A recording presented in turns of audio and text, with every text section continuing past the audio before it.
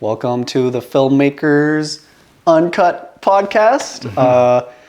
What are we doing today, Pouya? I think we're just gonna talk to each other and just ask each other random questions about either filmmaking or business, and just have a little conversation. I like that. A little bit more candid, less straight to the point. We just kind of like explore. Yeah. I like that.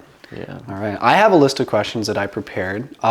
These are not really even filmmaker related, some of these, so I'm kind of curious to kind of hear your answers as well. Did you peek at my questions? A little bit. Oh. But That's good. I think we're gonna answer both questions, like both of us, whatever we ask anyways. So Yeah. I wrote the questions down, but I did not prepare, so. Me neither. Okay, good. Yeah. I like it. So I'll start first. My first question for you is, what made you want to make origin films? What made me want to make origin films? I think for like many years I was kind of looking for my passion of like what I wanted to do. So once I went into a meditation retreat in Thailand, I was literally just like putting a book down and going through like everything I really liked. And like one of the last things I came to was videography.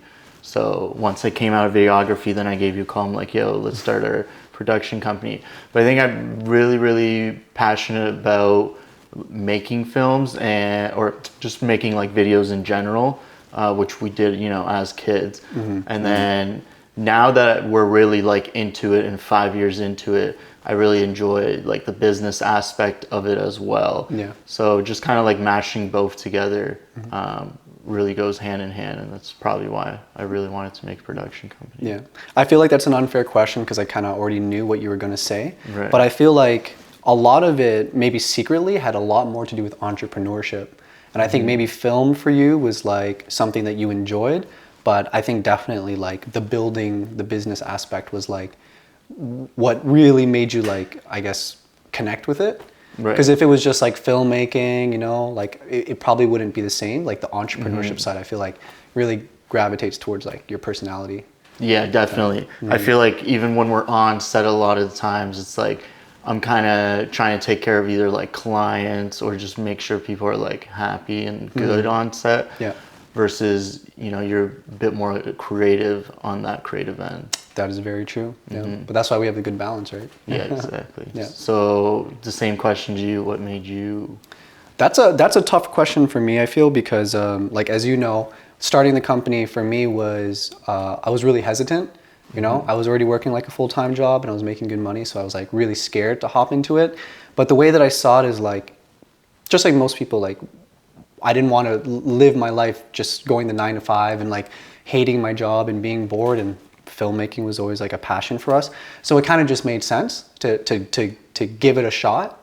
And honestly, like I'm so thankful and grateful that we got to where we got, because like it could have definitely went the opposite end. Like we could have still been struggling, right? But now we're at like a really good point. And I feel like the main reason I stick with it now is because other than filmmaking, of course, being a creative and trying to take those visual ideas you have and bring it to reality, a lot of it now has to do with like helping the clients that come our way. Either commercial or corporate, everybody has a different goal, and it's cool to see how we can take our skills from like a business standpoint or like a creative standpoint and like help somebody achieve their specific need. Like if somebody comes to us and like, yo, I need a commercial because, why do you need a commercial? I want to increase traffic, I want to get more sales, something along those lines. And it's like, how can we help them do that using this media, which is video? And yeah, I don't know. That's why I'm like, I grew to love it. I feel like in the beginning it was so hard, like a lot of butting heads and like doing all the free jobs that we did. Yeah. You know what I mean? And like dealing with such annoying clients, right? For like 3 years straight, right? But then it's like now we're at that point where people trust us to do what we do best, and it's like the best feeling. So. Right. Yeah. Yeah, I feel like a lot of the times it's like people do a lot of things for free, which is great. But then you get those clients who are like super picky at like a low budget state versus when you go into a little bit of a higher budget, clients kind of come to you and they're like, okay, like we know that you're professional and this is why we're hiring you. So we're going to let you make these decisions on it, and they're Yeah. not very as picky. And I feel like that goes both for like Origin Film side and the wedding side as well, right? Yeah. It's kind of funny when you bring that up because like everyone in our industry, like we all know that to get your name out there, like you kind of got to do those cheap jobs and you kind of got to do free work and dip your toes in every kind of industry. But yeah, you're right. It's weird how like when you do the cheap jobs and the free jobs, they always expect like a million different things. Because they're like, oh, you're an up and comer, like this is an opportunity for you type of thing. And it's like they abuse the shit out of you. And then it's like, fast forward 5 years into your career and you're charging like, high-end clients a certain amount of money, but you're coming to that project with almost the same attitude anyways, but they just respect your skills. It's such a weird paradox. It's like work for free, do more work, get paid a lot, have the same attitude, and they just trust you to do what you do. It's a really weird thing. But, exactly. Yeah. There's I feel like it's a very like good perspective for people to take in and be like, oh, I could eventually just like charge more, and the clients do treat you like better. But at the beginning, it is for sure that you almost have to do free work and get like your name out there, because no one is, if you don't have like good work or work at all, it's like, why would someone even hire you to do any of that? Definitely need that portfolio. Yeah, for anybody who's like in school or who's like training, definitely build your portfolio. Like we get a lot of people reaching out to us sometimes and they're, like, I'm fresh out of school, and it's like, oh, that's great. No problem with people coming straight out of school, but let me see your portfolio. And it's like the projects that they did for school, which are not really a good representation most of the time of like their work, because it's like, oh, the assignment was how to do a green screen or something. So they're showing us like the before and after work of the green screen. And it's like, that's great, but it's not practical. It's like, how did you use your green screen in like a film or a commercial or with a product? Like, Yeah, exactly. Because you can YouTube how to green screen. Yeah. I don't want to see that. Like, I want to see like your actual creative skills or like the commercial you did, like the actual work that you actually did. Yeah. Because at the end of the day too, it's like there's so many people reaching out for work that if we were to like go through everyone's portfolio and watch like 10 minutes of work each, it's just like a lot, So typically you do research, like we look at work how anyone else would look at anything, where it's just like you quickly, look at it and you're like, okay, 30 seconds, am I caught to this? Like, do I enjoy this? Am I going to keep watching this? Right? So you're not really seeing like the full spectrum of the whole project. So that like first minute, like 30 seconds really matters. And that first video you have on your website really matters as well. Yeah. Which is another thing as well when it comes to like building that portfolio, like having a website or somewhere to display your work is so much more impactful than getting like a Google Drive link. Oh yeah. So many times people will just send us like a link through their Google Drive, and it may be a great video, but just like the way I'm experiencing it in itself does definitely like kind of deter the experience. Doesn't make it seem as professional. Yeah, definitely. We are in a like very creative space, so anything creative really matters. Oh, 100%. On that end. Yeah.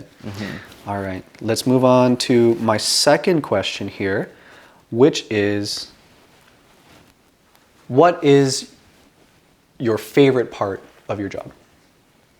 Favorite part of my job? Ooh. I think it like fluctuates depending. Sometimes it's like, a lot of the times it's shooting, like being on set, of course, and just, either we're creating a new like commercial or a project, and it's fun being on set and seeing how the day goes and like the different lightings we have and just like the connections you make through the set as well, with like different people that are either, being hired on or new people you're meeting, like actors, is like really fun.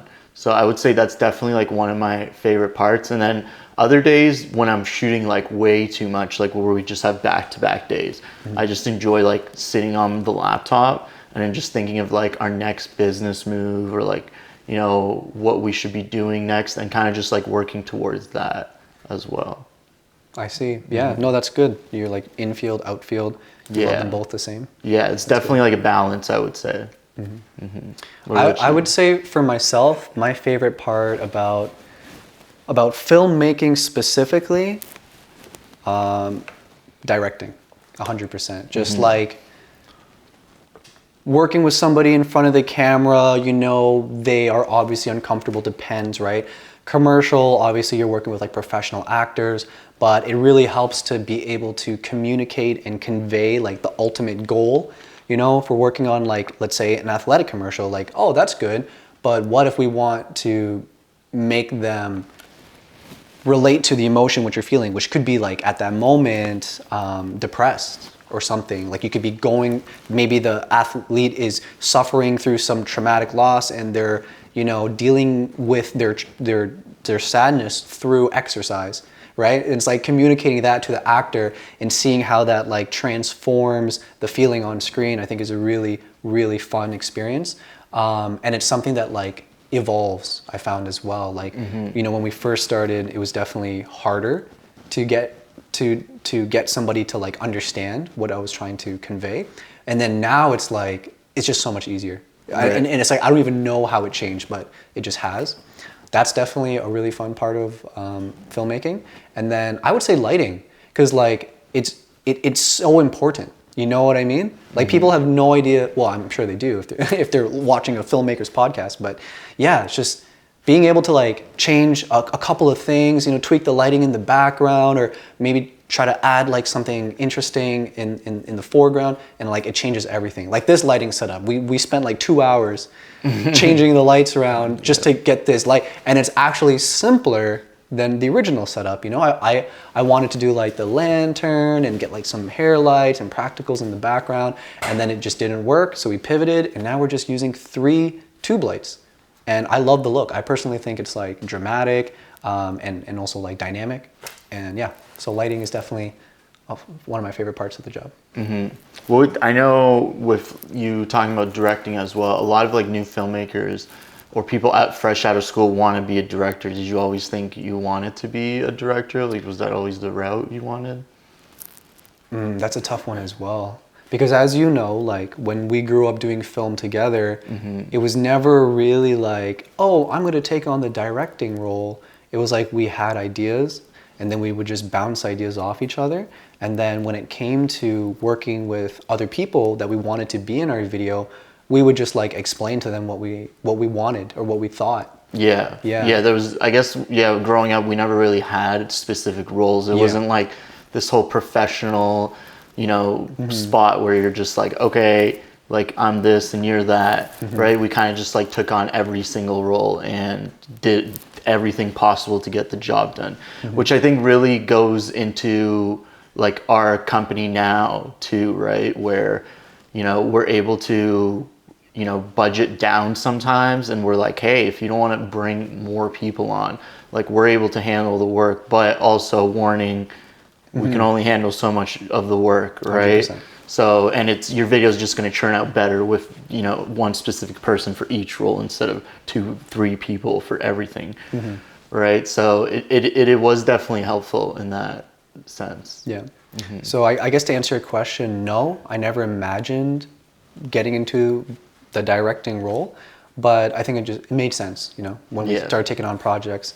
Now I can actually consider myself more of a project manager and then a director of photography, because I still love lighting, and I definitely direct, like, or co-direct, but I think a lot of the times now it's like I can focus on helping the client like meet the right team member that will bring their vision into reality, and then I can just focus on assisting in that aspect. And then it also allows us to kind of like scale out more. Right? Yeah. Because I feel like directors are so involved in the pre-development of a project. Like, you know, they're talking to every department, making sure that the vision is perfect. And it's like, I can't do that for 10 clients a month. Right. It's just burnout. Right. Yeah. So, yeah. That makes sense. That makes sense. My next question for you is, if you could only do one kind of video category for the rest of your career, what would that video category be? I actually saw this question and I kind of thought about it, but then I like stopped thinking about it. I don't know if something came up. But it's definitely like a very hard question, because I feel like I haven't explored every video category at this point enough to be like, I want to do this for like the rest of my life. Right. One of those being like making films. Like we have not made like enough films yet. I feel like you need to make at least like 10 films, you know, before you're like, I really enjoy this. And sometimes after the 6th, 7th, 8th, or 9th one, you're like, I don't want to do this anymore. That's true. You know? So it's definitely like a really hard question, but without like some of the experiences I've had, and if I was to choose one right now, it's really hard because like commercials are fun because it's always different. Yeah. There's other ones you can think of too, right? Like I feel like some of the things we don't think of is like I don't know, travel films or even documentaries. Yeah. You know, I wouldn't consider that like feature films or like you know, getting into the movies. But that's also something. Travel films would be fun. I think the only problem with travel films is like I don't want to shoot when I'm traveling because you're kind of like enjoying the present moment, and then all of a sudden you're like, oh, I need to shoot this. So it's just like this thing that kind of takes you out of traveling, hence why I don't think I'd ever do that much travel film, but I haven't done it enough also to do that. But everything has its own type of fun in it. Like right now, it's like commercials are fun because you get to do so much different sets. It's always changing.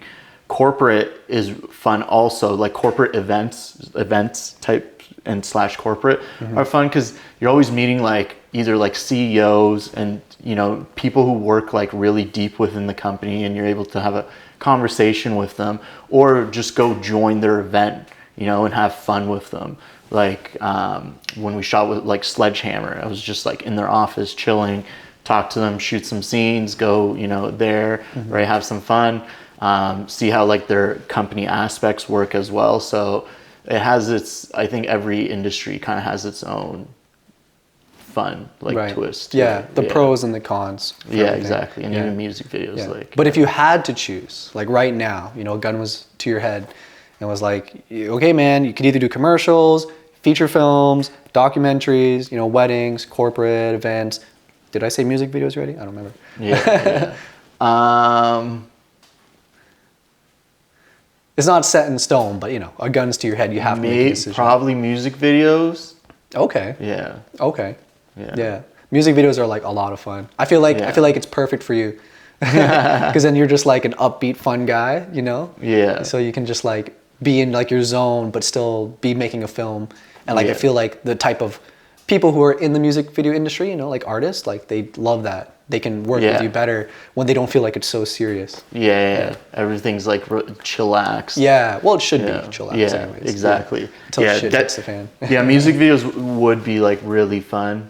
I don't think people realize how much work a music video takes. Though. No. It takes like way more work than corporate stuff for sure. Because I remember one of the first like music videos we made, I think we spent like over 120 hours, I think, on like a music video, just pre-planning a music video, which is like, oh my god, it's just like every scene, just planning all that is just a lot of work. Yeah, it's really unfortunate with music videos as well, is because like it would be such a great thing to like niche into, but like, oh, I'm a specialist in music videos, but the market is just really, really bad. Like a lot of people who want music videos are like, you know, most of the time, like they're up and comer music videos. Exactly. Your TV went out. Just wait for that little blue thing to disappear. It just goes away. Okay.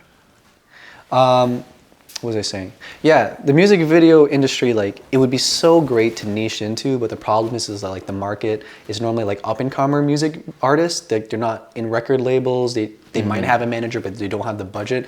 So they're coming to you with like even 5 to 10 grand for a music video is not really a lot to work with, right? Like you might be able to do some run and gun, like, you know, with Sony A7S IIIs or FX3s, right? But like there's just, what about set design? What about background? What about outfits? Yeah. You know, like one scene alone you know, just setting up the decor and the lights, that should be like 5 to 10 grand. Right. In just in like rentals and the team that you need to really make it look good. So yeah, unfortunately, music videos would be sick, but it's so hard, I find, to get a good clientele. Definitely, yeah. And a lot of people just think, like you said, you can run and gun music videos. But if you're a very like creative person, you have all these ideas you want to get across, you need a lot of time and people to get it done. And running and gunning is just like, the video just ends up looking too like any other run and gun type of video. Yeah. Right? And any really like cool themed music video coming out just takes a lot of like set design and people to make it happen. Yeah, it's a music video, you know, like your whole entire objective, majority of the time anyways, is either to tell a story or just be like extremely visually engaging so people can't look away, right? There's always like some sort of crazy theme in the sense that like it's the same effect over and over and over, and it's like there's a lot of pre-planning that goes into that. You can't just run and gun it if you want a good music video. Correct. Yeah. I can keep going with questions here. Do you have, I think you should go through all your questions and then I'll go to mine. Okay, I like that. Can you remember a time in your life where you really wanted your camera or you really wanted to film something but you didn't? And can you talk a little bit about like why you wanted your camera in that moment, if you had an experience like that? I think one memory or time I would want my camera would probably just be when we were kids. I feel like kids are really lucky right now that their parents and their family members and their friends are able to like grab so much footage of them as being like children, you know, like ever since, you know, you're born now, your parents all have a camera that shoots 4K and it's in the room.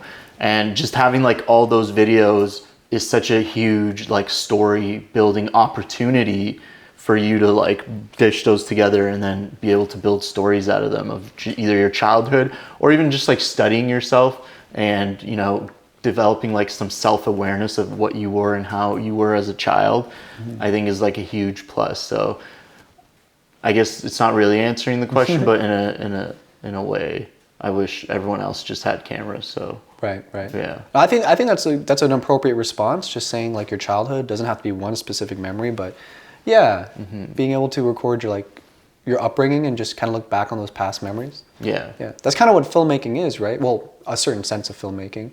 Definitely. Like recording a moment, recording an emotion.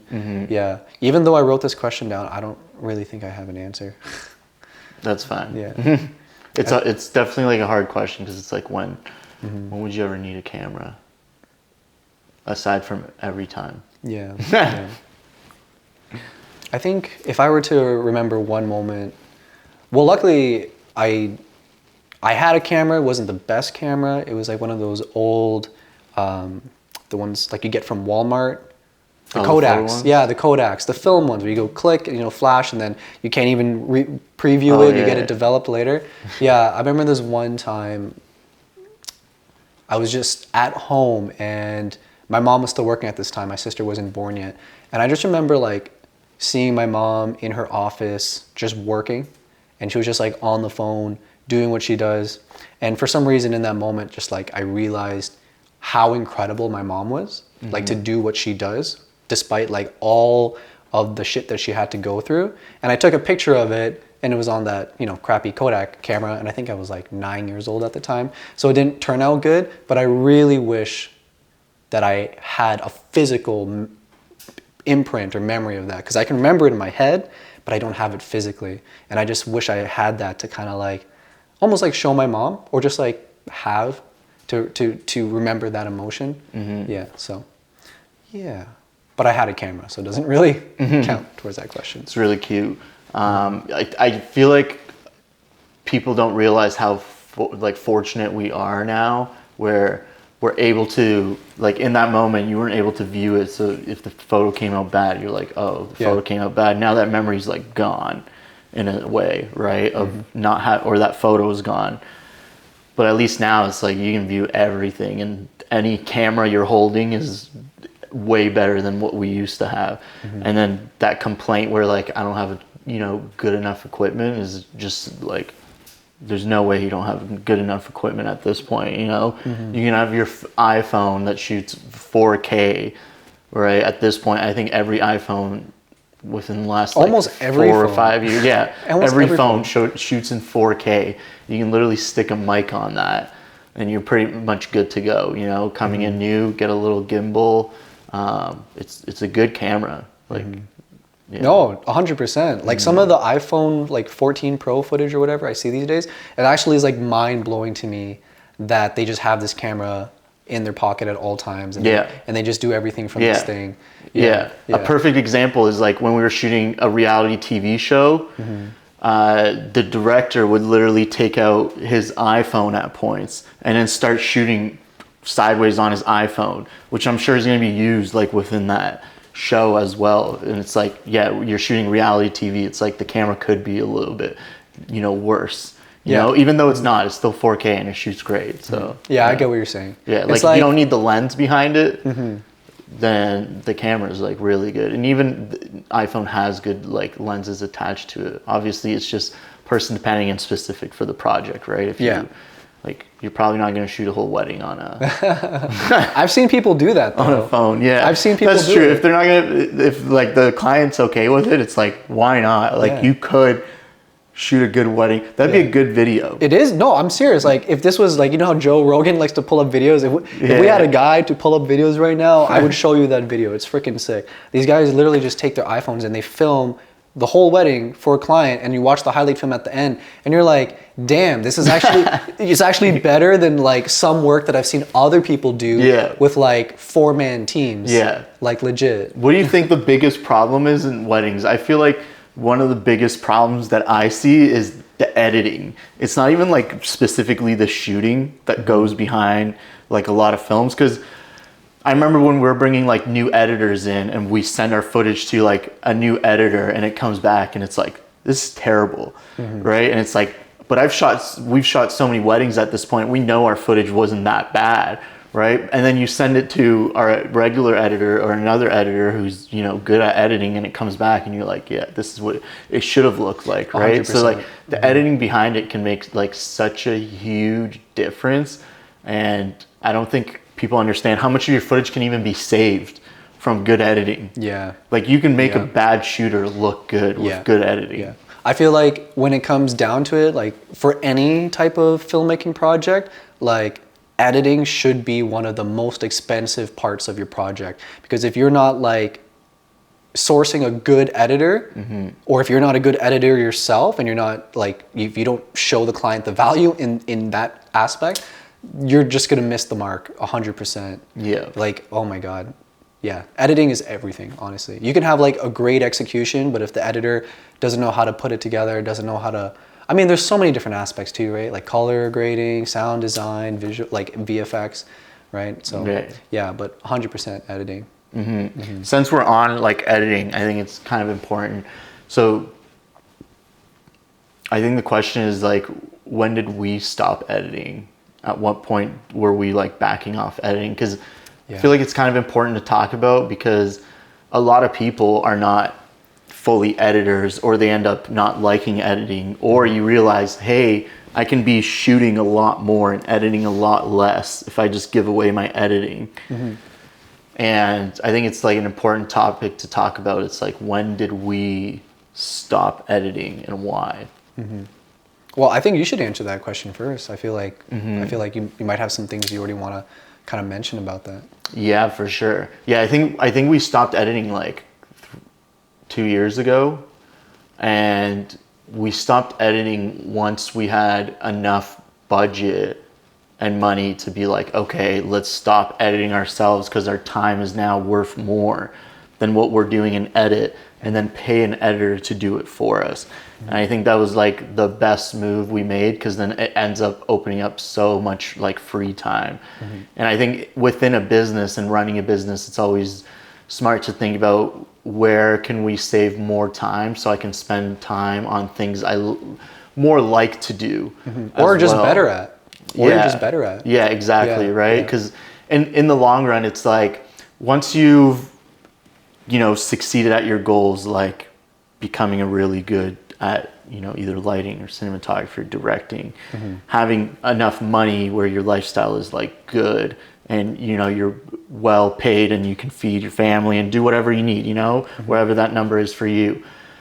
Then it comes down to like, do I enjoy what I do? Right? That's like the end goal of everything is like, are you really happy and do you enjoy exactly what you're doing? So it's really important to, as you're like growing the company, is to get rid of things that you're not enjoying as much and hire people into that, and then just go more towards things that you enjoy as well. Yeah, I feel like that's definitely person depending. I mean, if you like editing, maybe you want to do filming and editing. That's one thing. You definitely talked about a lot of things. Like you almost talked about like life-work balance, right? Yeah. Like not taking on so much of a project that you can't enjoy other aspects of your life. Yeah, you hit a lot of points. I would say it really made sense in terms of scalability. When we got so busy that editing our own work affected our other clients, it was like, okay, we have to bring on other people. And what I also realized as well is that like I'm way too picky when it comes to editing. So that would just like, I would just dive so deep into a project that it would just take longer and longer because I kept on going back to change things. And it's like, again, this is going to affect my next client. Now this person's just been waiting. And at the same time, I'm probably not the best editor, Like I'm picky myself in terms of like what the final product is going to be, but maybe that's just because like I'm personally invested in my own editing style. But then once we started bringing on editors and testing their skills, and I saw like the final result, I was like, this is good. And you did this in a week? Like this would have taken me 3 weeks. I'm clearly not that great of an editor, so why would I, why would I edit these if there's someone else who can do it better? And then what you're talking about in terms of budget, I guess that is true, like 100%, like if you have the budget for an editor, but at the same time, you could always just increase your budget, right? Which is what we do now, like we include the cost of a editor in our pricing. Yeah. But I think that's when it made the most sense. When we were just so busy that we couldn't handle our own editing because it would affect our other projects. And yeah, it just made sense. Yeah, you definitely don't want to be upsetting like other clients and delivering late. People just don't like that at the end of the day, So it's just smart to get that handled. From like a production or company or freelancer aspect as well, though, I think it does depend. You know what I mean? Like we are dishing out, let's say we're working with a corporate client, we're dishing out like 10 videos a month, ranging from 5 to 10 grand. Some people might be working on one project a month worth 50 grand. And maybe they would prefer to do the editing themselves because they save more money in that sense. And they're not worried about scaling out. They are totally okay, producing, shooting, sourcing doing out the whole team. 9 yards. Yeah, exactly. Definitely. So I think it depends. There's YouTubers out there, right, that make YouTube videos and they do everything themselves, and that's kind of what they're known for is their own work. Yeah, too, and they love right? it. Exactly. They love it. So yeah, but at the same time, like there are a lot of YouTubers that we know now that used to do their editing that 100% source it, and you can tell. Yeah, definitely. And thank God for good editors now. Yes, yes. If you're a good editor, hit us up. Okay. I'm almost done my list of questions here, and That's good. We're getting pretty far here. It doesn't look like we're. I'm just like, at this point, I'm like, is our cameras going to turn off soon? Or our lights? Yeah. Okay, I'm getting a little bit more technical here for the camera nerds and the cinematography nerds out here. But what kind of camera do you use and why? I use the iPhone 14.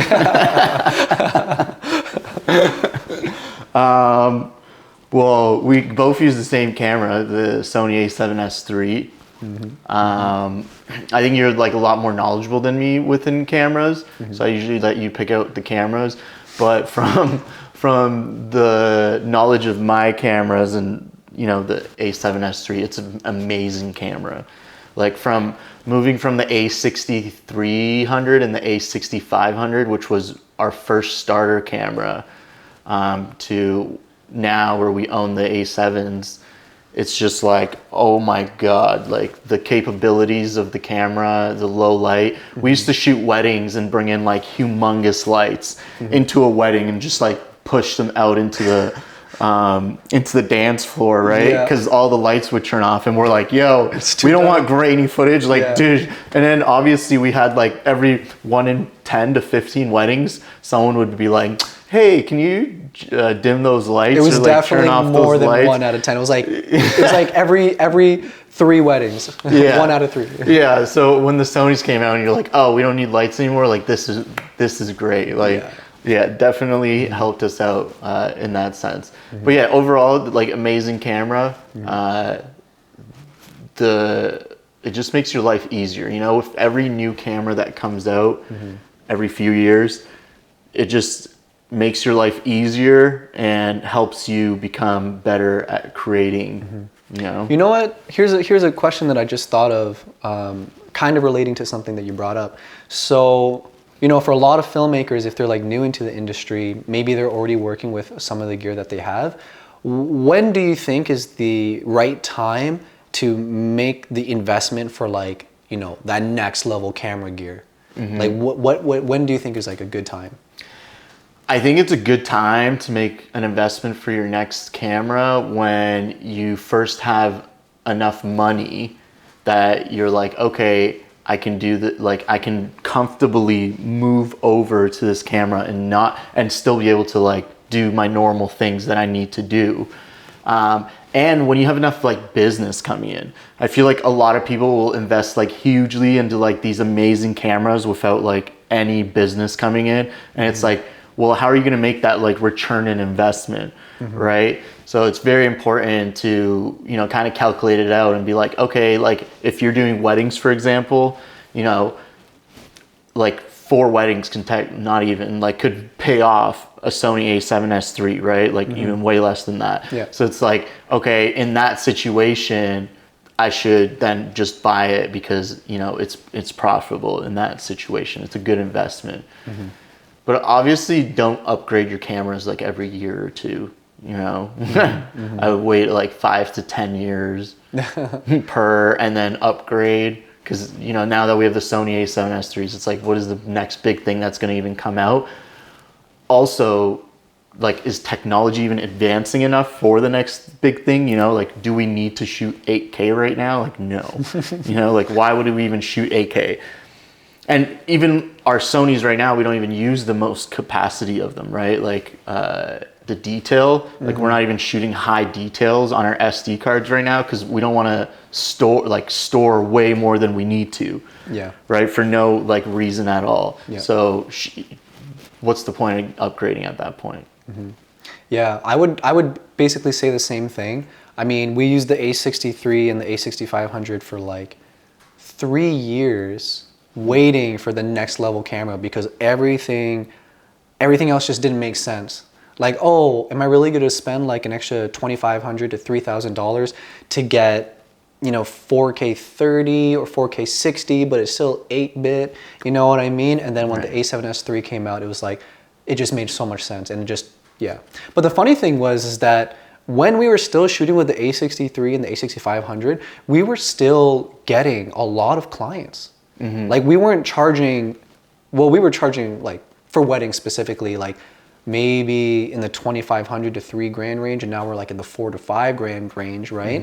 But it's like people were still paying a lot of money for that quality of work. So it's like, yeah, does it really make sense to upgrade to this like camera that's only going to increase maybe the quality of your work by like maybe 15-20%, or do you just wait until that big camera, right? Yeah, I think it depends too though, because, you know, I know a lot of people who want to jump directly into the cinema world, and maybe they just came out of school, they're working with the A7 III or something equivalent to that, and then their next camera they want is going to be like, you know, red Komodo, right? Or like, oh, I want to save up for like an RE35, like these crazy cameras that are like thousands of dollars because they want to get right into that field.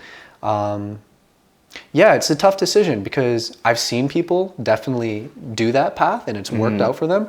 but it's a scary jump for sure. Yeah, I think when we're talking about like the Alexa and the Reds, and you actually going into film, then it's kind of a different perspective, because you can't just like walk into a film and be like, I've never used the like Ari before, but we're gonna use it, you know, and like I'm gonna DP this thing. It's just like not gonna work out.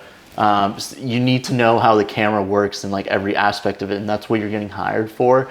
So in those situations, it's like you need to know your camera. So owning that camera might be the, you know, one of the ways, or just renting it until you can own it. Yeah.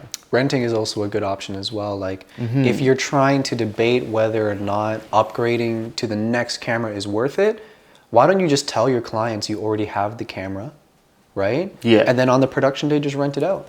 And if, Exactly. and if you're getting more clients and the work that you produce from these you know, projects that you're getting is getting you those bigger projects, then it makes sense.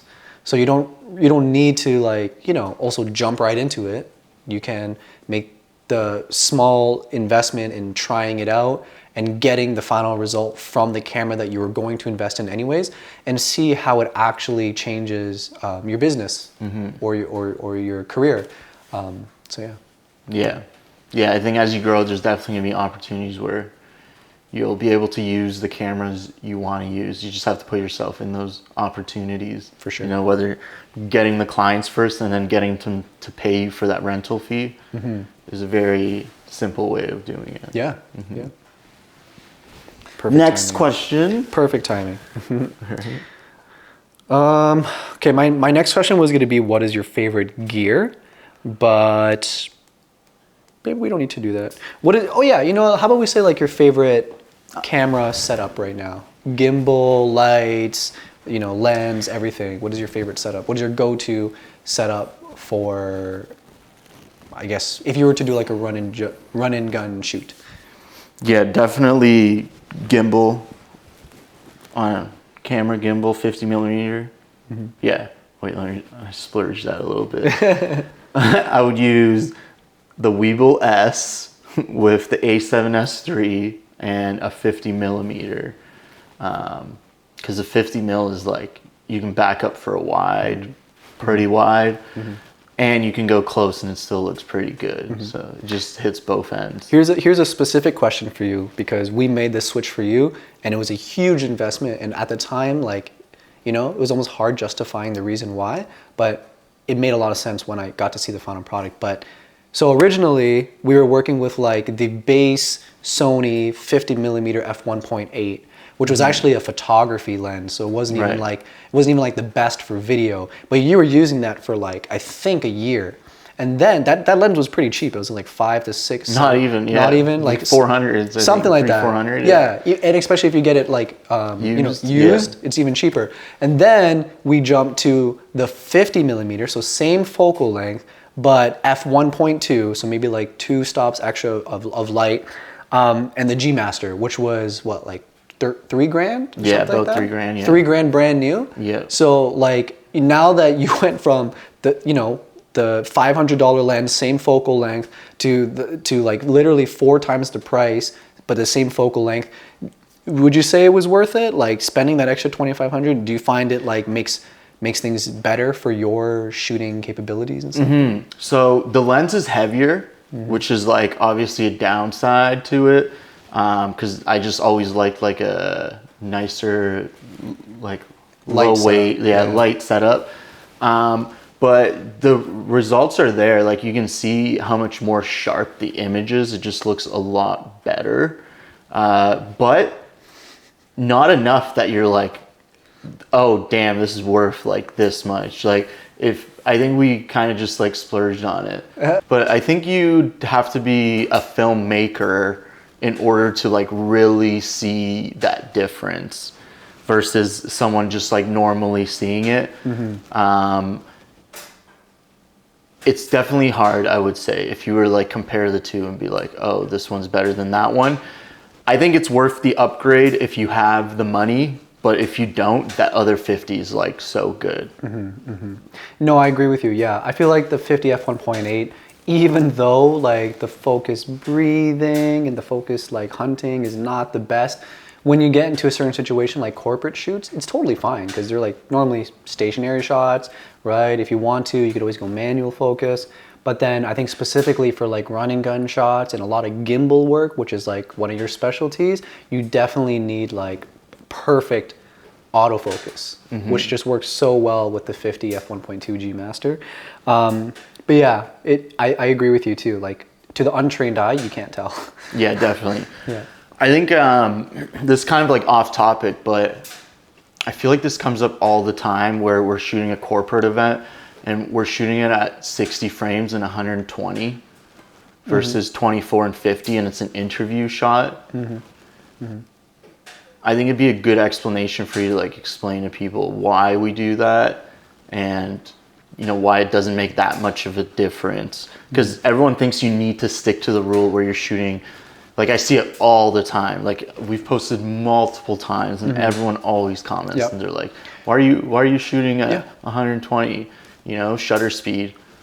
So explain that. Well, honestly, the simplest and silliest answer is because the client asked us to, right? It's just as simple as that. Like something that makes our company different than most production companies, and we might even get a little bit of hate for this controversial topic, but we actually give our raw files to our corporate clients because we have this holistic approach, right? Like it's not like, oh, you want one 30-second commercial. Well, that's not really fair. Not commercial, corporate event. You want a 60-second promo video for your corporate event. That's great. We can definitely do that for you. But what is the added value? We always give the raw file so they can repurpose that footage if they want for other social media posts or, for whatever reason. So when we're shooting in 60 frames, sometimes the client might not want to use the dialogue. They might just want to use the shot of the CEO talking or another employee talking, and instead of it being in real time, they might want to throw it in slow motion. So because of that, we just shoot in 60 frames just for the safety of it. Now, when it comes to the editing side, it's really easy to just bring it back to 24 frames. You just modify the frame rate, right, and then speed up the footage. Now, that's obviously the lazy way. There's another way to do that, but again, to the untrained eye, like these things that we provide the client is mostly for the added benefit of them. To us, obviously, when you're looking at it, you're like, oh, it looks a little off, right? But when the client wants something, I'm not going to argue. I can always make the argument for why it should be the specific technical way. But at the end of the day, if the client is happy, they will come back for more videos. They have more trust with us. And in that situation, can I do the things that I want to do, right? So it's really situation depending. But yeah. I think that is the only answer I can really give. To the normal person who might not know, does it make that much of a difference from... I would say no. Right? Even when you shoot 60 frames, sure, when you put it into a 24 frame timeline, it's not going to work. It's going to play back in slow motion. So you have to modify the frame rate and then speed it up so it feels natural again. It's a couple extra steps. But when you look at it, it looks exactly the same for most people. Right. And I think a lot of the times too, when we're in a corporate setting or even a wedding setting, right? You're not switching between 60 and 24 from when they're talking to when we're doing B-roll shots, because a lot of the time it's too hard to sometimes think about both things.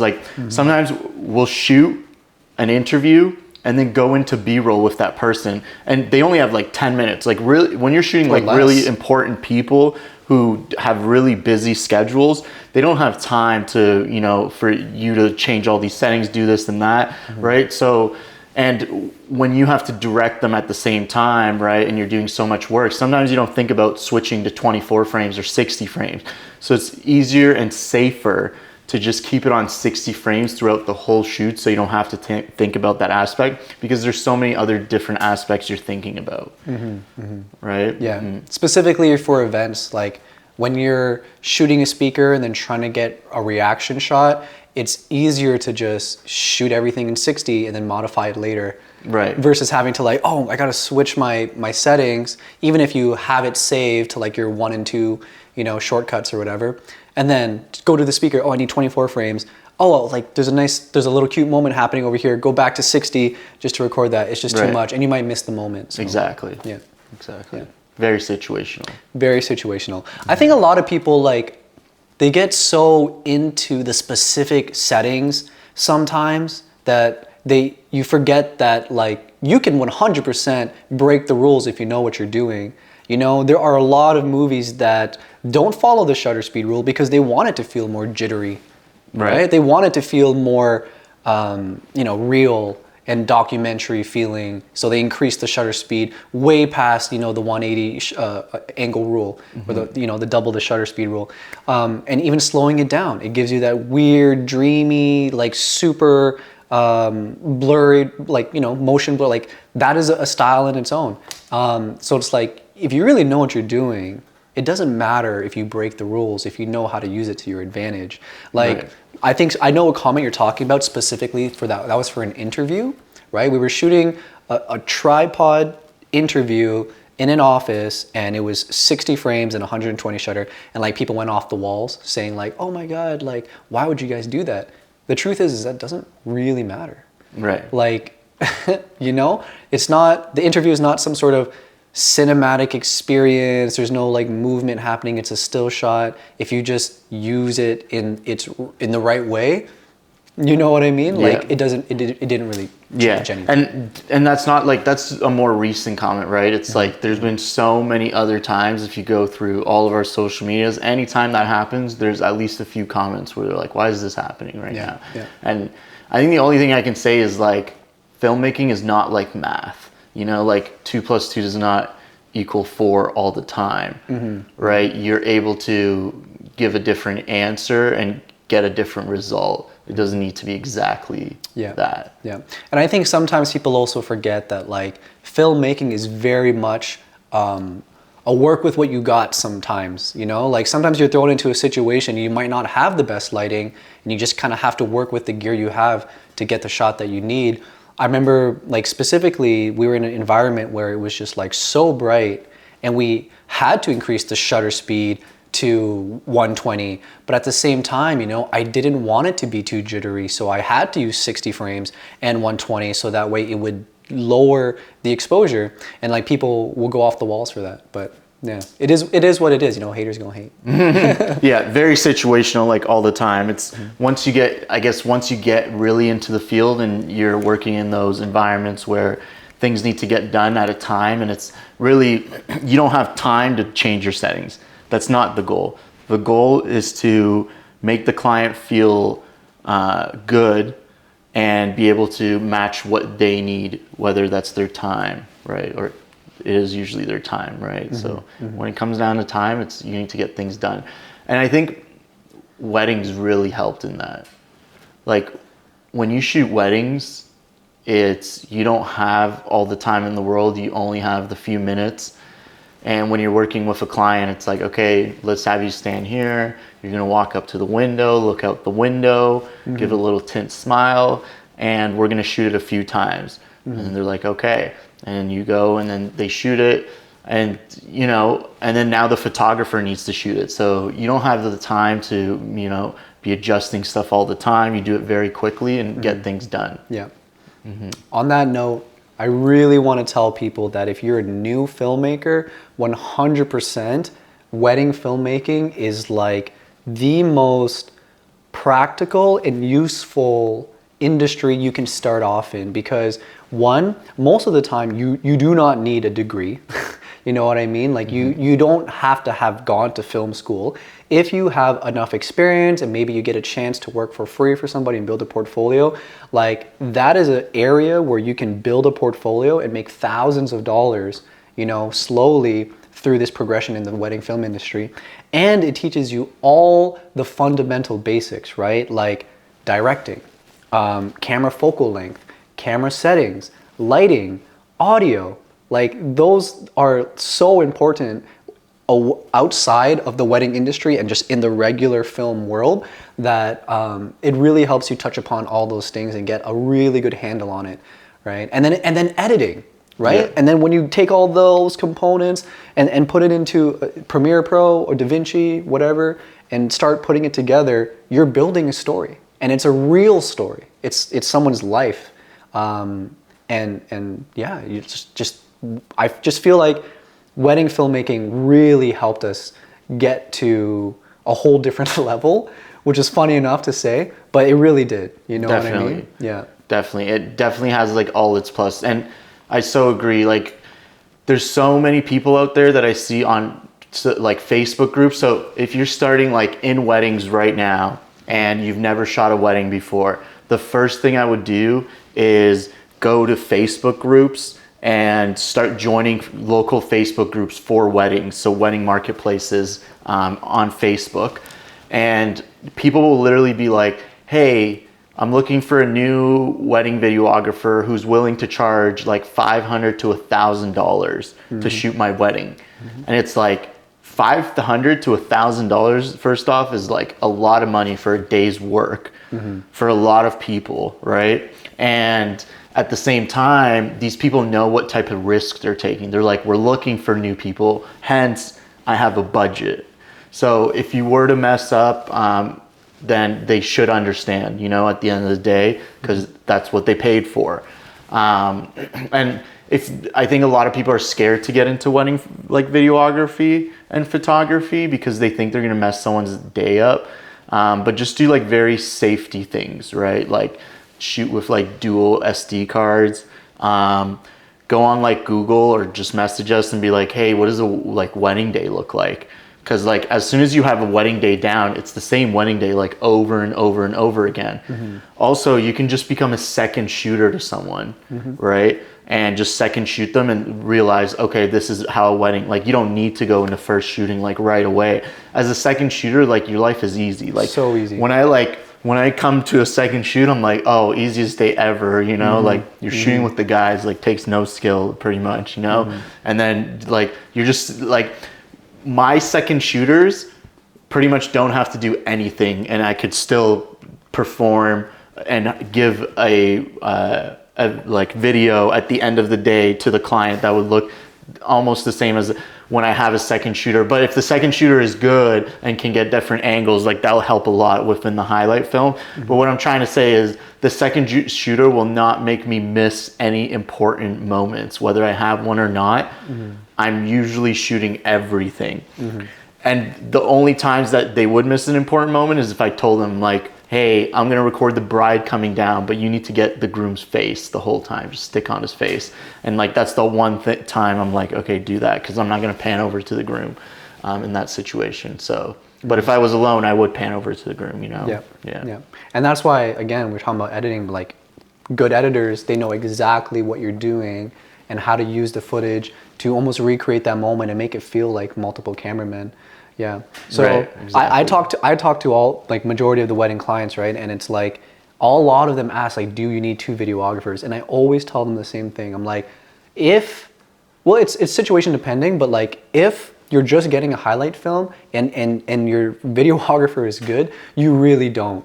And I know so many videographers in the wedding industry that literally can do feature films by themselves with 2 or 3 camera setups, and they are better than some of these 4-man teams that I see out there that just like have all this heavy duty equipment and bring a drone in and they look fancy as shit. Yeah. But then when you see their final product, it's like, oh my God. That's actually one of the reasons why like I wanted to start, because like my cousin Megan, when I saw her wedding film, and I remember being there were 4 guys.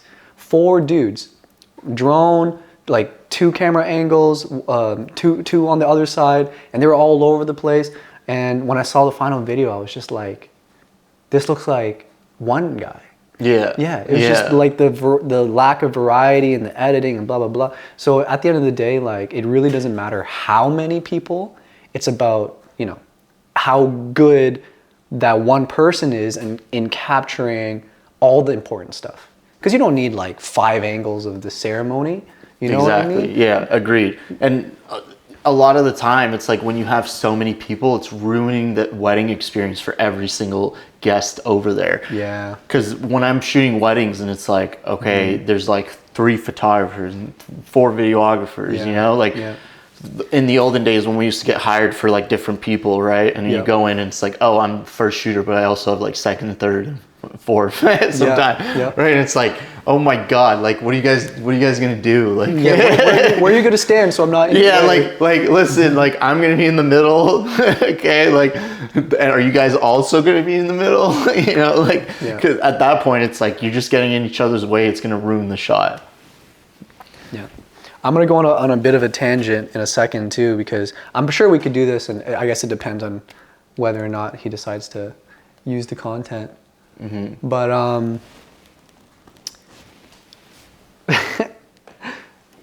I remember this live stream event you and I were doing one time for an Indian couple, and the venue was absolutely beautiful. It was like a greenhouse. They had Christmas lights going up the columns. They had this beautiful like high table, you know, where the bride and groom would sit and all the ceremony stuff would happen. But they hired way too many people. There were like 6 of us. I think you and me were doing the live stream, and then they had like 2 videographers and 2 photographers. And the one thing that we asked them, because we were live streaming to the rest of the family in India, we were like, hey, can you guys just make sure like you leave a little spot in the middle so we have like a center shot? And the entire time it was just like videographer and then photographer like rotating out of the middle. So the entire live stream, all you saw was like the back of people like the entire time. And I was like, you definitely did not need this many people. Like your ceremony is an hour and a half long. You know, it's a really long freaking ceremony. You only need 1 photographer. Like how many photos of the ceremony do you need? You don't need 400 repetitive shots just because one's on one side, one's the other side. It doesn't mean more capturing of the moment. Like the different angles isn't gonna make you feel special. You know, it doesn't make you feel warm and fuzzy inside because you got the 2 angles. You just need that one really good moment, right? And it's the classic, you know, quality over quantity. And I just feel like, yeah, people get bogged down so much by saying like, oh, yo, do you guys offer 2 videographers? It's like, I can, but why? Do you really want to spend that money? I'm okay with it, but just letting you know, you don't need to. And I feel like a lot of studios will push it on to couples as well, which I think is kind of messed up. I'm not going to name drop because I don't want to get like in trouble, but there are some really expensive studios out there that I have done research on and like, you know, called them and asked about it. And they literally will say, if you have over 75 guests at your wedding, you need a secondary photographer. And I'm like, why? And like, how much more is it? And you look at their pricing package and it's an extra like $1,000 to $1,500 for this secondary photographer. And it's like literally pointless. Right. Because we've done it, you know what I mean? Like at this point in our career, we have like 200 to 300 weddings underneath our belt, and majority of the time, no one has ever reached out to us to be like, oh my gosh, like, did you guys get more angles of the ceremony? Well, we did. Here are some additional edits, right? Because, you know, from the raw files, 3,000 to 5,000 images, here's 200 of the ceremony. If you want more, we can give you 300 to 400 if you want. We just selected the best 200. And then they get the more photos and they're happy. But they've never been like, oh my gosh, like, did you get the alternative angle of this very same moment? They've never asked that. Right, so like, yeah. And that's why at the end of the day, we have sheets that make clients go through them. And it's like, what do you need? Yes. What is the most important? And we're going to have our photographer like capture that, right? Yeah. Yeah, I think like second videographer and photographers are oversold. I would say the times I do have a really good second videographer, the highlight film ends up being a little bit better, maybe like 10 to 20%. So like if you want a 10 to 20% better, you know, highlight film, then, and you have the money, you know, might as well put it there. Like it is to have some good extra help. Yeah. But it's definitely not necessary. No. It's a breath of relief for the team, right? Like, for example, if it's a super tight timeline and maybe the bride and groom are super far away, then yes, because you can't be in 2 places at once. But majority of the time, like specifically if it's a Western wedding, like a white people wedding, you're chilling. You're chilling the whole time. Yeah, exactly. Yeah. Exactly. All right, let's get back into the nitty gritty. I had a bit of a tangent. This is another nerdy question, but what is your favorite gimbal movement and why? Favorite gimbal movement? Yeah. I feel like it's depending on the situation. I would say my favorite gimbal movement is probably like a left to right. You know, like Just like a orbit. or no, I would say my favorite gimbal movement is a slight push in. Just gives it like very like cinematic feel. I've used it all the time. That's funny because it used to be mine, and now my favorite movement is actually the opposite of yours. It's pulling back. Yeah. I feel pulling back. Yeah. Yeah. I don't know. It obviously depends on the situation, but there's just something about, to me, revealing the environment, which kind of just gives it this like awe feeling, versus like pushing in. You're like bringing the focus on the subject, either the person or maybe an item, right? The product itself. You're like, focus on me, but like coming back is like, I don't know, if you're focusing on a person, you're like showing off the world that they're in. And I don't know, I just started loving that more and more. Yeah, so that's my favorite gimbal movement too. I can see that being good gimbal movement. Yeah. I mean, all of them are good depending how you use it, but Right. yeah, just very recently I've been doing that with like corporate clients and like wedding clients and even products where I just like go back and show more of the environment. And yeah, it just has like a different feel to me. Like I just see it afterwards and I'm like, yeah, that looks sick. That's the best feeling.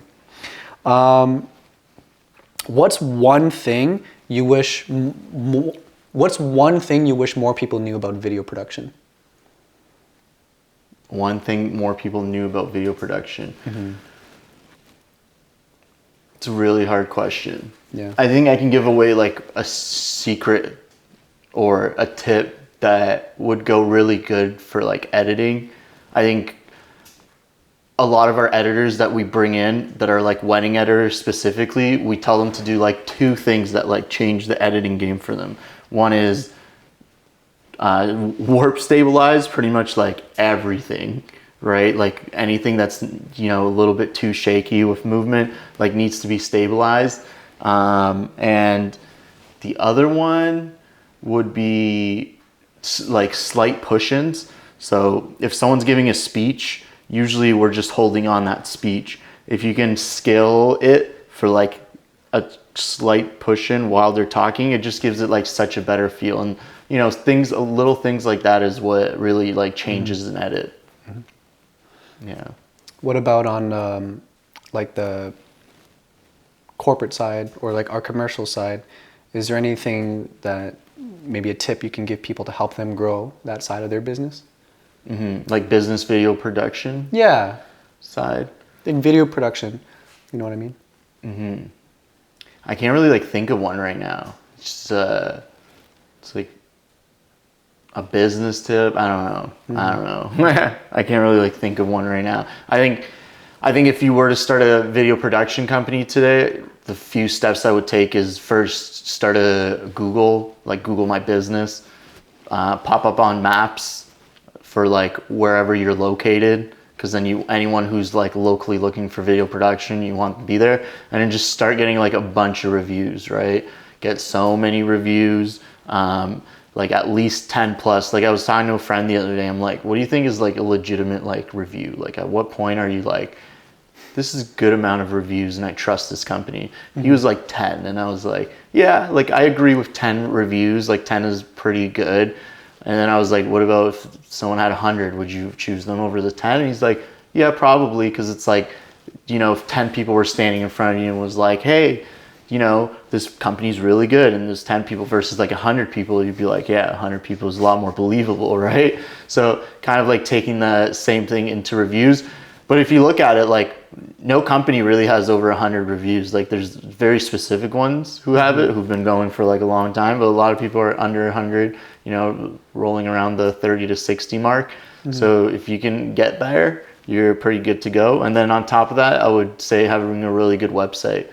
Having a really good website that shows that you're professional, you have a team, you've been doing this for a while, just making your website look really good, which is going to take a long time to do as well. Yeah. I think like most people don't understand this, but like when we first started our company, when we didn't have money, we had a lot of time, right? And when you have a lot of time and no money, what do you do with that time? You start developing those things you would end up paying for. right? So what we did was we started a website, right? And we built our own website from ground up. You know, a lot of people think, hey, like I need to pay for someone to do my website. And it's like, dude, that's going to cost like, you know, $5,000-$10,000 or even more to have that. And at the beginning, you don't have that capital to put in. So when you have a lot of time, you should be spending it on doing the things that really grow your business. And then once you have that income, then you move into paying other people to do it for you. For sure, for sure.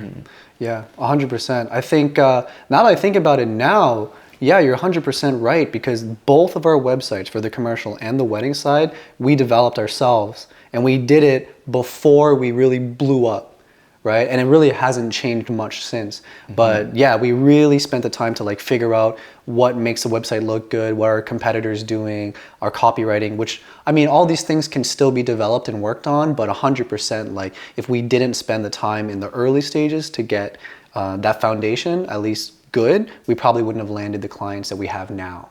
So, so true. Yeah, reviews and websites is like one of the biggest things, and work, of course, in our industry. Yeah. I would say for myself, like the one thing I wish people knew about video production is how important it is to have a system in place of like how you speak to the client, how you follow up with the client, you know, the sales process, how they're going to pay, because the more you can simplify this and explain it to the client, the more trust you build, the more their willingness to like, you know, invest in you, the faster it is for them to make a deposit. And if you're scrambling to get these things and you're on the delay, it definitely like just kind of, there's a disconnect where they don't feel as you're professional, and then maybe they'll do one video with you, but they're going to explore another option on the second round. But if you have it like seamlessly, that structure, that system, 100%, like it just makes it easier for the client to feel the credibility and your professionalism, and they come back for more every single time. I think that's where a lot of filmmakers and maybe people who are starting production companies, like they kind of neglect as well. Because what we were talking about earlier, like you can't take all the roles on by yourself if you're trying to scale out. And if you have that system, it just makes things way easier for yourself down the line. And then it's like, if you're too busy and you don't have that structure, like it'll slowly start crumbling, right? When one person or two people are doing all the work, it's like, it's just, you can just see the holes in the production itself and in the delivery, and you know the other things that are important, like asking for reviews, right? So yeah, definitely having a system and a structure is what makes a video production company, I think, stand out, and is what clients are expecting and want to pay for. They want like this really easy process all the way through. Yeah, most definitely. And I feel like from the beginning statement you made, it's like maybe some people will get like scared in the sense of like, oh, I have to get like all these things down to perfection, like right now, or I'm gonna like fail or like not do good. And to those people, all I can say is it just takes time. Like we didn't know it at the beginning either, right? It just took a lot of time for us to be able to get to where we are now, and we still have like a lot to grow. Like we didn't start tracking our like sales and our call to sales, usually on like the wedding end for that side, until like this year, like recently this year. But now like I can go in and be like, okay, like how much is our calls worth? Like how much is each call worth? And like how many percent are we closing? And those are like really important things to know, because you know, once someone steps off of that, you're able to bring someone new in and be like, are they doing as good as that other person? And what can we also do in the process to be able to grow that ratio? And, you know, these little things really help a company develop into, you know, what makes a really big company eventually. Yeah, I think you're 100% right there, for sure. Okay, I think I have one question left, and then, then we'll move on to your questions. Do you have advice? Do you have advice for other videographers or freelancers or video production companies who are struggling?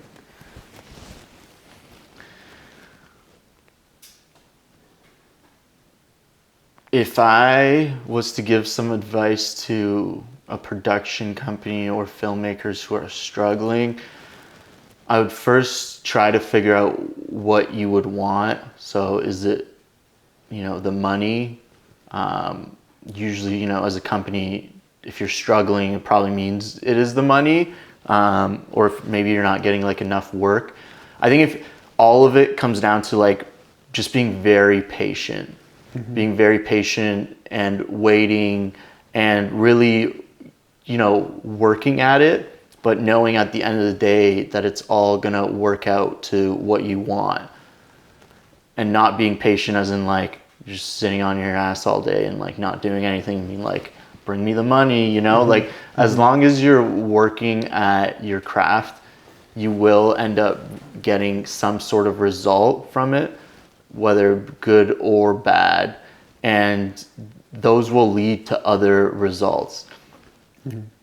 I think like an example I have is, I don't know if you've watched the new documentary, the Pepsi documentary. So pretty much there's a top 10 Pepsi documentary right now on Netflix. It's a really good documentary. And this kid pretty much ends up suing Pepsi for not delivering on a commercial they made, on a very like obvious commercial they made. And Pepsi ends up like suing the kid. It's like this whole like court fight. And at the end of it, I was like, even though Pepsi might have not profited from this, from the media, like back in the day, now they're getting like all this advertising towards Pepsi that they would have not gotten. And you would have like never seen that happening like 30 years later. Like it's been so long since that happened, but now an old case is like re-popped up over Netflix. And people are always going to have their opinions on whether it's right or wrong, but as a brand, as long as you can get out there and put yourself in front of people and not be like too over the top bad, as long as it's like a little bad, like it really doesn't matter. At the end of the day, you're going to get those eyes on you and the attention on you, and people are going to, it's a form of advertisement at the end of the day. But to my point, you never would have thought that Pepsi would have got all this advertisement years later. It was a bad thing, but now it's a pretty good thing for them. So you're saying that like for anyone who's struggling, just put yourself out there, even if you make mistakes, it's okay as long as you continue to work on what you're doing. Eventually, in the long term, even some of your past mistakes could be good mistakes that become fruitful. Yeah. Okay, I get what you're saying. Yeah. I would agree with that too. Yeah, I mean, for anyone who's struggling, definitely hard work is the only thing that is going to determine whether or not you become successful. And yes, working on your craft, putting yourself out there, but working on the things behind the scenes as well. I think it's super important to work on yourself as a videographer as well, because ultimately when you're talking to a client, like if you are the person talking to the client, if you're in that position, you are selling yourself.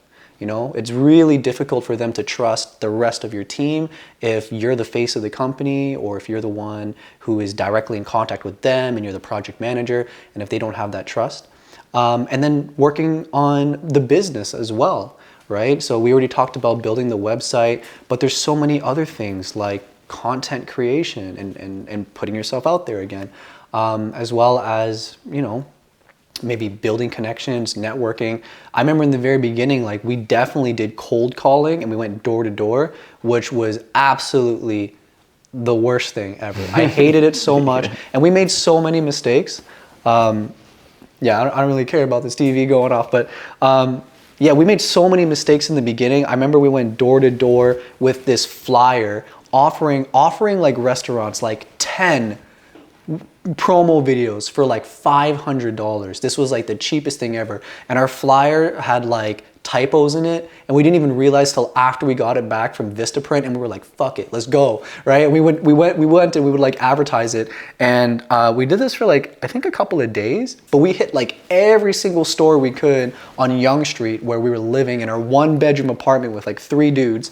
And we didn't get any business from it. But I think what happened was that we were either talking about our goals or we were talking about like just putting ourselves out there. And at that time, like we had no followers, but we had one guy who was in real estate, saw what we were doing, and he was like, I want to work with you guys.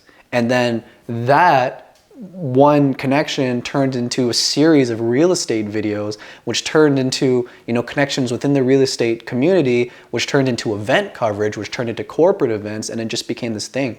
So like, yes, we definitely made mistakes, you know, but we put ourselves out there. We tried to do like all the behind the scenes things like advertising and marketing on top of working on our craft. And yeah, I think it took a while for us to get to a certain position, but yeah, it paid off. And for anyone who's struggling, 100% just believe in yourself.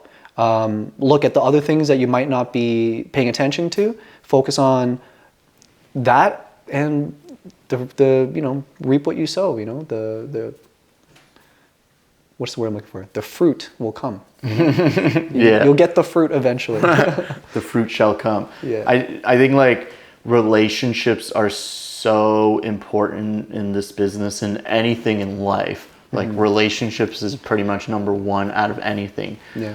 Right? We're very like social human beings, and we really care about our relationships. And even when we're on sets, like the people who are the most successful are usually very like welcoming people and very nice, and they're like, oh, what can I do for you? Like, how can we get this done, you know? And relationships are so important. And people go into school just for relationships. Like when I didn't go to school, I started asking people like, what's the most important, best thing you've learned in school? And they're like, oh, first off, they'd be like, I barely learned anything. And then they'd follow up with, but the relationships I made was very good. You know, those are like what I took away from it. And the relationships, you know, ended up getting them jobs, and just progress them like within their life. So if you're able to build relationship with people, you're gonna make it very, very far. How do you build relationships though? Because that is a very, like, it's almost like a person depending thing too. You know, some people are introverted, some people are extroverted. Some people go to school to build connections. Some people, like, do you have like any tips for building connections? Yeah, I think it depends like where you are. I think if you are able to give more value than you're taking to anyone in any situation, it kind of puts you in a place where they're like, oh, this person tried to help me, right? Whether, you know, that's somewhere on set and someone new is on set and they're like, how do I do this and this? And you're like, oh, this is how you do it. Or you're like a PA, you know, on a set, and you know, the director or someone needs something and you're able to like see that beforehand, and you're like, hey, here's some water. Like, I haven't seen you drink any water. You know, you've been, you know, working a lot. How can I make it easier for you? You know, just putting yourselves in those situations where you're helping that other person. And if you're able to help people, you're always, you know, doing the right thing. Yeah, I like that. It's almost just like be kind to people, right? I feel like it can be kind of weird though. Like, you don't want to go up to somebody with this behind the scenes intention of like, oh, you know, if I help this person, maybe they'll give me a project, maybe they'll pay me money for their next commercial. So there is that tough balance. I feel like 100% you want to be helpful, and it's also just trying to be genuine, because people can feel that, Right. you know, Yeah. especially when you're high status. You know, let's say you're at a network marketing event or you're at a corporate event, you know, and you're the videographer. If you go up to the CEO of the company and act super friendly, you know, they're going to kind of feel that you are trying to maybe get the next project or something. So there is that balance of like trying to help people, but also being authentic, Right. And just making sure that you're helping somebody, but maybe also making sure that you're not doing it just to get something out of them. Yeah, exactly. You're just genuinely trying to help someone because you want to help them, you know, and if a project sparks, it does. If not, then it is what it is, you know, and a lot of times it won't. Yeah, a lot of the times it won't, but don't get discouraged. Actually, I have a really good story about networking and then also not overlooking people. So we had a client come through for a music video, and we just mentioned this earlier, how like a lot of up and coming artists don't have big budgets. So this guy came to us, his name is I'm not going to name him actually. So this guy came up to us with a budget of $1,000 for a music video. And anyone who knows, music videos for $1,000 are very difficult. You're like shooting in alleyways, you know, or your friend's apartment, or like you're getting a car and shooting in the street. And it can look good, but you're missing out on the key things. And at the time in our company, it was just not worth our time. So I deferred him to one of our friends, a really good friend who's worked with us, who's straight out of film school. He was an incredible DOP. And I was like, you know what? He'll take care of you. If his budget worked, it was good. He did the first music video for him, and I saw it, and I was like, this was awesome. Like, with what you had available, you killed it. And we actually lent him our camera for this because we just wanted to help him out. And then that same artist wanted another music video, and this time instead of 1,000, he paid 1,500. At that time, like, still, I'm not going to take that. We're too busy. But our friend did the job. Same thing. We let him borrow our camera. Absolutely killed the music video. Fast forward 8 months later, the most recent music video that he produced for that same artist was $16,000. Damn. Right? So it's like, you can't overlook some of the connections that you make. You know, you never know who's going to end up being the next superstar. You know, genuinely go into a project with the kindness to help somebody, put your best foot forward. And if they like you, they'll continue to work with you. And then who knows, 8 months from now, your next project might be 1,600% more profitable. So exactly. Yeah. Exactly. Building, you know, any relationship is always more profitable than building none. Mm-hmm. For sure. That's my list of questions. I'm on to my questions, Okay. Okay. All right. I only have a few questions, so I think this is a pretty technical one. How would you cheat a scene to make it look like there's more people than there actually is? Definitely one thing you can do is use set design, right? Using depth of field, putting people in the foreground as well as the background, using a tighter focal length, right? Instead of shooting wide, like a 50 or 35, go to 135, go to 70 to 200 and shoot super tight, and then use those same techniques of putting people in the foreground as the background to kind of make it fill up the frame. Yeah, I mean, we've definitely done it quite a few times, and it worked in our favor. I'm trying to think if there's any other tips that I can think of to make a scene feel more full with less people. I think that's the one I was trying to get through, is because I think it's a huge tip. Like, you know, instead of hiring like hundreds of people for a club scene, you can literally take like 10, 15 of them, shoot at a very high like focal length, right? And then you place them properly, and it looks like there's a lot more people in there. Yeah. You know, and then you just reuse those same people in different scenes, switch their outfits and reuse them. I'm going to re-answer that question because I just think I thought of like the 3 things that you can do, which will be kind of good for like Instagram, I think. So 3 things people can do to really make a scene feel more full when you don't have enough like actors or background people is, 1, definitely use like your environment, using depth of field, putting people in the foreground as well as the background, and maybe having them move through the scene to kind of make it feel a little bit more dynamic and that there's more people. That's definitely the first thing I would do. The second thing I would definitely do is also use a tighter focal length, you know, obviously not like a 50, 85, 135, 200, like those type of focal lengths will compress your background and really make it, when you use the same technique of putting people in the foreground and the background, it definitely feels more full. And then the third thing that you can do, which is more in the realm of video effects, but you can definitely like, I'm not sure what the exact term for it, but you can stitch together multiple pieces of video. So let's say you're doing a wide shot, you know, and let's say you have a static angle. You can technically film everybody on this side dancing and doing their thing. Let's say it's a club scene, and then take that same group of people, change their outfits, put them on this side, you know, and then in the editing, cut the video down the middle so that you have almost 2 crowds.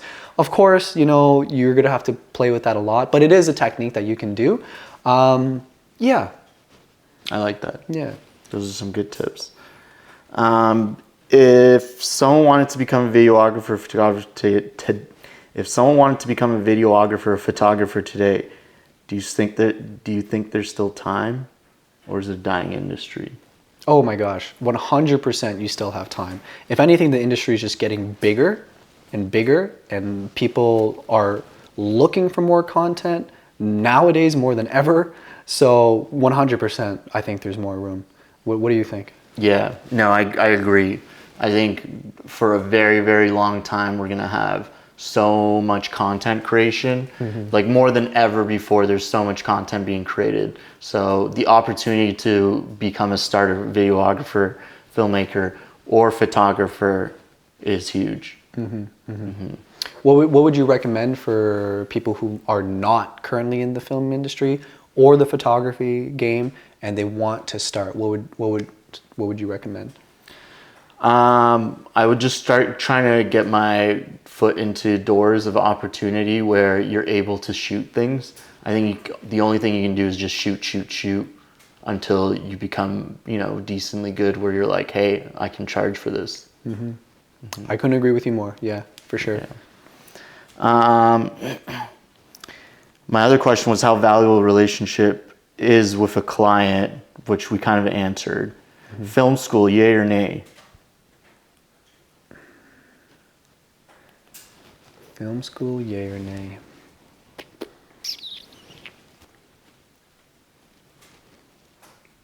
Okay, realistically, I don't think film school is necessary to get into the film industry. It's very expensive, first of all, and you could literally spend that money to start your own video production company, or you can buy your own gear and shoot for free and go work for somebody else if you wanted to. But I feel like film school does a lot of showing you the things that you can't always get from freelancing. There's a lot of technical things that are involved when it comes to filmmaking, like what happens when you're distributing your video? How do you get in contact with streamers like Netflix, Hulu, Amazon? How about broadcast, right? There are certain technical things that aren't always available online. Yes, you can find it online, but it's not as easily found. You have to do really deep dives and you have to know what you're looking for. And I feel like film school is kind of that shortcut where it's like, if you don't know what you don't know what you don't know, right? And film school will kind of give you maybe the blueprint to start figuring out what you want to do. But do I think it's 100% necessary? No, I don't think so. Yeah, I agree also. I think it's just way too expensive for what you're getting at, and at such an early age to be spending and going into debt at so much. There's so much you can learn off of YouTube. And I think one thing we did is like we had friends in film school, right? So we would just go into some of their projects. And then once we started our company, it's like, okay, we don't know what this is. Hey, do you remember what you learned in school about this? And you kind of, as long as you have those relationships, you're able to, get the information. 100%, yeah. And that's what we did, right? When we started our production company, we knew people in film school and they were lucky enough to allow us to be a part of their production. And actually, funny enough, the first camera we got, the A6300, for some reason, I guess at the time, our camera was better than what they were providing the students. So they actually used our A6300 in like their first commercial. And there was like 20 students here, they were doing like set design. They had this like massive dolly, right? And then had like a tiny little A6300 on it. And it was the funniest thing, but that was our chance to kind of see what the film industry was going to be like if we did go to school. And we just decided that it wasn't for us. I have a great story actually, because it has to do with like Ryerson. So I actually applied for film school. I was trying to get into the Ryerson program, and this was straight out of high school. It was like, the first thing I was thinking of doing. So I applied and they rejected me, right? So fast forward a year later, we started a video production company, we're grinding away. And then fast forward to 2021, after building all that portfolio and getting ourselves recognized in the industry, Ryerson actually reached out to us to send us interns for their film program, which was hilarious to me because they rejected us, right? So that's a really like fun story where I think about like, when people ask me if film school is worth it, that's one of the first things I think about. Like, I'm at the position now from not going to school where people from school are trying to intern for me. And it's like... Exactly, yeah. Exactly. Yeah. It's not always like the right way of doing it. And there's so many directors and any type of people out there who didn't go to school and are superbly successful. Yes. Yes. Yep. So that's all my questions that I had. We Cool. answered most of them before, so... Cool. Yeah. I'm glad. Well, if you're on the podcast version, thanks for sitting through this. If you actually did sit through all of this, it's probably like, what, 2 hours long? I think more than that, man. Yeah, congratulations. I hope you got a lot of knowledge out of this. And, you know, if you want to see more like this, let us know. We're going to be clipping some of this out for Instagram. So if you're not following us on Instagram, at Origin Films, if you want to save some time, we'll clip it out for you.